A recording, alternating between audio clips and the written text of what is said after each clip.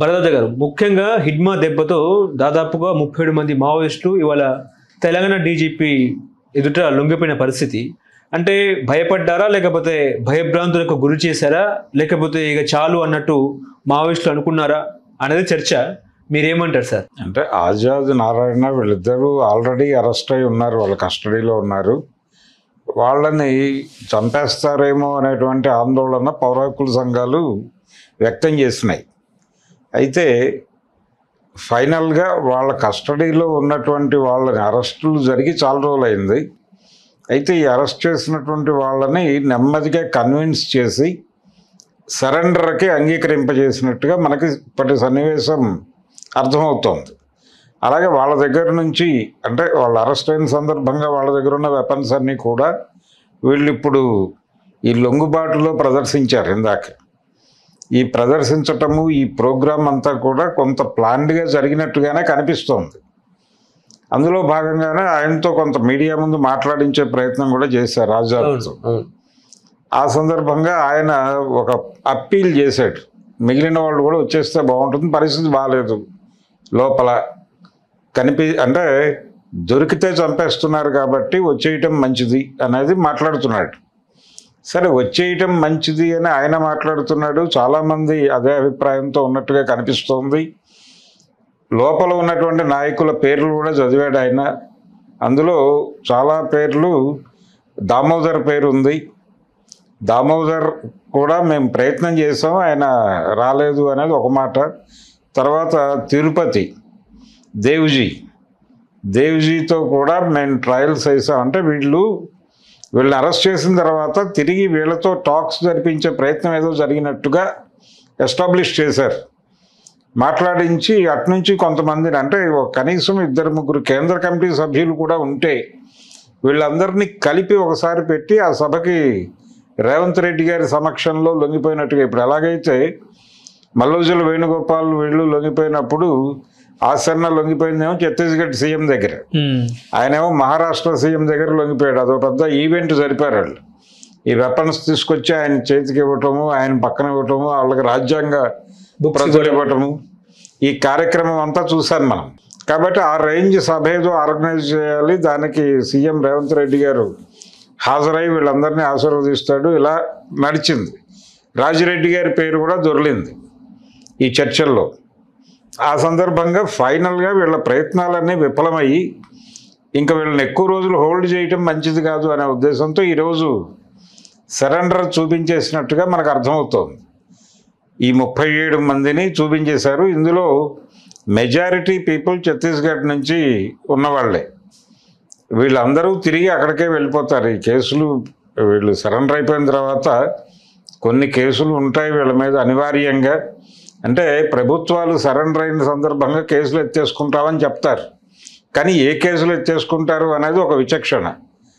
అది ప్రభుత్వ ఆస్తుల ధ్వంసము, ప్రభుత్వం పెట్టినటువంటి కేసులు ఏమైనా ఉంటే అవి ఎత్తుకుంటారు తప్ప ఇండివిజువల్గా జరిగినటువంటి యాక్షన్స్, ఒక భూస్వామిని చంపేస్తే ఆ భూస్వామి తాలూకా కుటుంబం తాలూకా కేసు అవుతుంది. అది వాళ్ళు ఎత్తేసుకోవాలి, ప్రభుత్వానికి సంబంధం లేదు.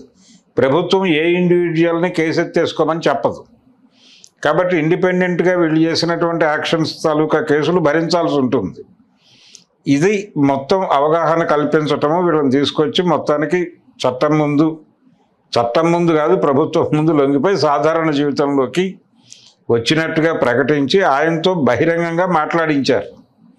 నేను వాంటెడ్గానే లొంగిపోయాను, నా అరెస్టు గురించి చర్చలు జరిగినాయి, కానీ నేను లొంగిపోవడం కోసమే ప్రయత్నం చేశాను అన్న టోన్లో ఆజాద్తో మాట్లాడించారు.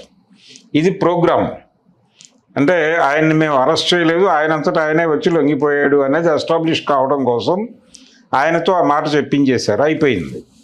ఆయనతోనే మేము ఇలా చాలామందికి అప్పీల్ చేస్తున్నాను అనే మాట కూడా ఆయనతో అనిపించేశారు. అదేంటంటే అందరూ లొంగిపోయిన పరిస్థితులు బాగాలేదు, మనం లోపల ఉండి చేయగలిగింది ఏమీ లేదు అని. చేయగలిగింది లేదు, ఓకే.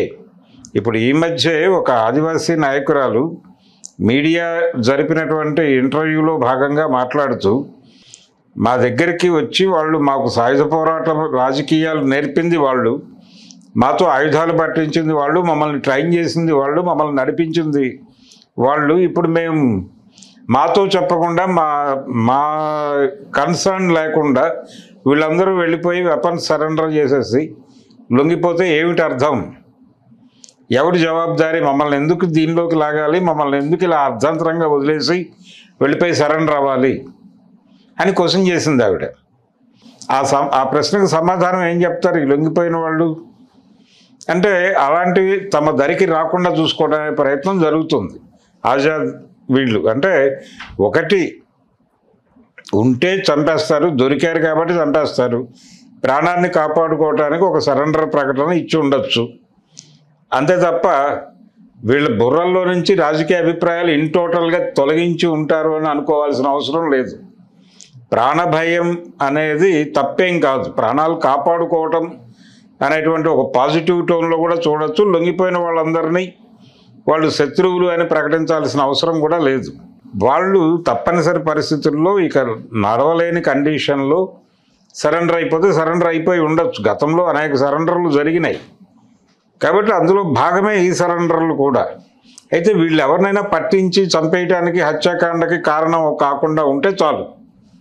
తమ మానాన్ని తాము సరెండర్ అయిపోయి ఇంటికి వెళ్ళిపోయి తమ జీవితం తాము గడిపితే ఎవరికి ఏ అభ్యంతరమూ ఉండాల్సిన అవసరం లేదు. అలా కాకుండా పార్టీకి సంబంధించినటువంటి రకరకాల విషయాలు చెప్పి అక్కడ నష్టాలకి కారణమయ్యే పరిస్థితుల్లో వీళ్ళు వ్యవహరిస్తే మాత్రం ఖచ్చితంగా తప్పే. అంటే మల్లోజుల వేణుగోపాల్ గారు ఇప్పటి వరకు వాళ్ళ కస్టడీలోనే ఉన్నాడు సరెండర్ అయిన క్షణం నుంచి. ఆసన్న కూడా వాళ్ళ కస్టడీలోనే ఉన్నాడు, చంద్రన్న కూడా అక్కడే ఉన్నాడు. వీళ్ళకి మోక్షం ఎప్పుడు, వీళ్ళు బయటకు ఎప్పుడు వస్తారనేది అర్థం కావట్లేదు. ఒక బండి ప్రకాష్ ఒకటే బయట తిరుగుతున్నాడు, మిగిలిన వాళ్ళందరూ టోటల్గా వాళ్ళ కంట్రోల్లోనే వాళ్ళ కస్టడీలోనే ఉన్నారు. వాళ్ళు మీడియాతో ఏం మాట్లాడినా మీడియాని పోలీసులు అక్కడికి పిలిచి మాట్లాడిస్తున్నారు. మొన్న మల్లోజుల వేణుగోపాల్తో ఒక వీడియో చేయించి బయటకు వదిలేరు. ఆయన ఆ వీడియోలో చెప్పింది ఏంటంటే, బాబు పరిస్థితులు బాగాలేవు, ఇదే చెప్పాడు ఆయన. ఈరోజు ఆజాద్ ఏం మాట్లాడాడో అదే మాట్లాడాడు. పరిస్థితులు బాగాలేవు కాబట్టి అర్థం చేసుకుని బయటకు వచ్చేయండి, బయటకు వచ్చే వాళ్ళకి సేఫ్ ప్యాసేజ్ అవసరం అయితే కంపల్సరీగా ఈ నెంబర్కి ఫోన్ చేయండి, నేను హెల్ప్ చేస్తానని చెప్పాడు ఆయన. అని ఒక కాల్ సెంటర్ యజమానిలాగా మాట్లాడాడు. మావోయిస్టుల సరెండర్ కోసం కేంద్ర ప్రభుత్వం ఏర్పాటు చేసిన కాల్ సెంటర్ ఇన్ఛార్జ్ లెవెల్లో మాట్లాడాడు ఆయన వేణుగోపాల్ గారు. అది పోలీసులే రిలీజ్ చేశారు వీడియో అని కూడా వార్త వచ్చింది బయటికి, వాళ్ళే చెప్పుకున్నారు, అది రహస్యమేమీ కాదు. కాబట్టి లొంగుబాట్లని ప్రోత్సహిస్తున్నారు, లొంగిపోని వాళ్ళని చంపేస్తున్నారు, లొంగిపోవడం కోసం వస్తున్నాము అని చెప్తున్న వాళ్ళని కూడా పరీక్షిస్తున్నారు, పరిశీలిస్తున్నారు. అందులో అందరినీ లొంగుబాటు చేసుకోవడం లేదు. కొంతమంది అంటే పార్టీయే పంపించింది వీళ్ళని సరెండర్ అవ్వమని, అంటే పార్టీ వీళ్ళని కాపాడుకోవాలని అనుకుంటోంది, వీళ్ళని కాపాడుకోవడం కోసం సరెండర్ అవ్వమని పంపిస్తోంది అనే డౌట్ ఉన్న వాళ్ళని చంపేస్తున్నారు. మళ్ళీ మన అక్కడ ఛత్తీస్గఢ్లో జరిగినటువంటి లాస్ట్ ఎన్కౌంటర్, హిడ్మా ఎన్కౌంటర్కి ముందు జరిగిన ఎన్కౌంటర్లో చనిపోయిన వాళ్ళల్లో చాలామందిని పార్టీ, మీరు ఆరోగ్యం బాగాలేదు, మీకు వయసు ఆరోగ్యం రీత్యా మీరు కొంత రెస్ట్ తీసుకోవడం మంచిది, వెళ్ళిపోయి సరెండర్ అయిపోండి, ఈ కండిషన్లో మీరు ఇక్కడ తిరగలేరు అని పంపించిన వాళ్ళు కూడా ఉన్నారు అనేది సమాచారం. కాబట్టి వాంటెడ్గా చంపేయటమే జరుగుతోంది. పూర్తి స్థాయిలో సరెండర్ అయిపోయి రాజకీయ కార్యక్రమాలు, కార్యాచరణ, అసలు ఈ ఆలోచనలు ఏవీ లేకుండా ఇంటికి వెళ్ళిపోతాం మేము, భవిష్యత్తులో ఏ రోజున బయటకు రాము, మాట్లాడము, నోరు తెరవము అన్న పద్ధతిలో బైండ్ ఓవర్ అయిన వాళ్ళని మాత్రమే సరెండర్ చేసి బయటకు పంపిస్తున్నారు. కానీ రిమైనింగ్ వాళ్ళని ఏ సందేహం ఉన్నా కానీ వాళ్ళు లొంగిపోవడానికి వచ్చినా చంపేస్తున్నారు. రెండోది, హిడ్మా మీద ఒక ప్రచారం చేశారు, ఆయన్ని విజయవాడలో అరెస్ట్ చేశారనేది పార్టీ ప్రకటన చేసింది, లేఖ రిలీజ్ చేసింది. వాళ్ళని విజయవాడలో ఆయన ఆరోగ్యం బాగాలేక ట్రీట్మెంట్ కోసం వెళ్ళిన సందర్భంగా అరెస్ట్ చేశారు అని. ఆ సందర్భంగా విజయవాడలో చాలామంది షెల్టర్ తీసుకున్నట్టుగా, ఏలూరులో తీసుకున్నట్టుగా, కాకినాడలో తీసుకున్నట్టుగా ఒక నెరేటివ్ని బిల్డ్ చేసి ఇంతమంది ఇక్కడికి వచ్చారు అనే నేపథ్యంలో వీళ్ళని తీసుకెళ్ళి అక్కడ కాల్చారు.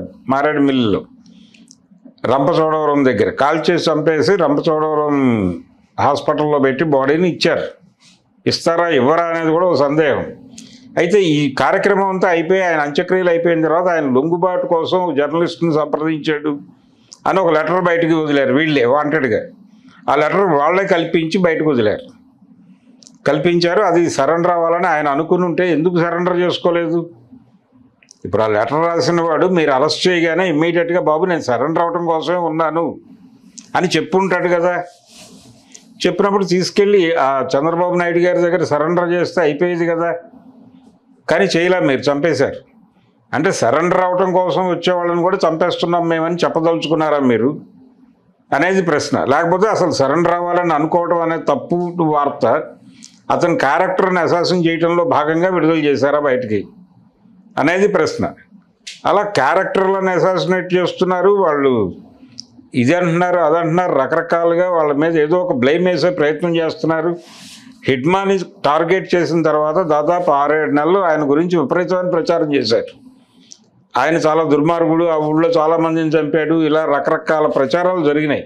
ఈ ప్రచారాల నేపథ్యంలో ఆయన టార్గెట్ అయ్యాడనే విషయం అర్థమైంది.